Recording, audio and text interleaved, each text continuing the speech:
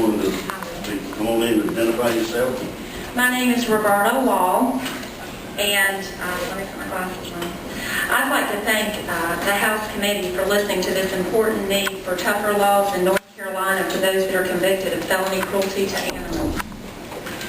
My husband Bob and I fostered Susie, who has been referred to as the burned and abused puppy that somehow managed to grab the attention of the public and the media, unlike most abused animals that die horribly and very alone. The experience that my husband and I shared in fostering Susie was surreal. I still cannot believe it. She was so loving, even after being tortured by a human. She craved safety, security, and love in my home. She genuinely appreciated it. You can ask the numerous people that visited her daily so that we could help her trust again. She made daily trips to the Guilford County Animal Shelter for medical care, and even though it was painful for her at times, and it must have been, her will to survive was amazing. She would nudge, lick, and love the people at the shelter that were changing her bandages and giving her shots and caring for her wounds. 3 months after Susie was found, the perpetrator was caught and prosecuted for his malicious acts towards Susie. Unfortunately, justice was not served in her case.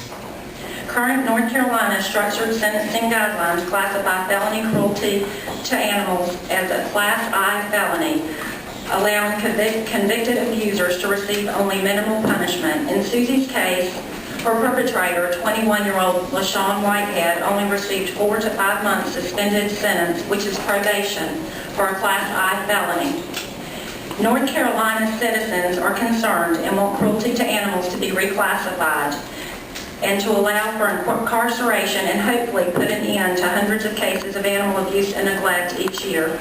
Interestingly enough, burning of personal property in North Carolina is a Class H felony, which carries an active sentence. So Whitehead could have burned a couch and received tougher penalties than he did for burning and torturing Susie. I'm also a volunteer at the Guilford County Animal Shelter, and every single day an animal comes in that has been abused in some fashion. One man decided to neuter his dog on his own, which was very horrific, and another put an enormous amount of duct tape around the mouth of his dog because he thought it barked too much. I spoke to one person about a lady in Greensboro that thought it was acceptable that her neighbor left her dog tied up outside only to find it frozen and dead after one of our snowstorms this year. Last weekend, we were in Asheville in Buncombe County, and a lady was there for a very long time that was talking to us about abuse. She told me that as a child, her father abused her cats. They had 2 cats. And she said he also abused her and her sisters and her mother.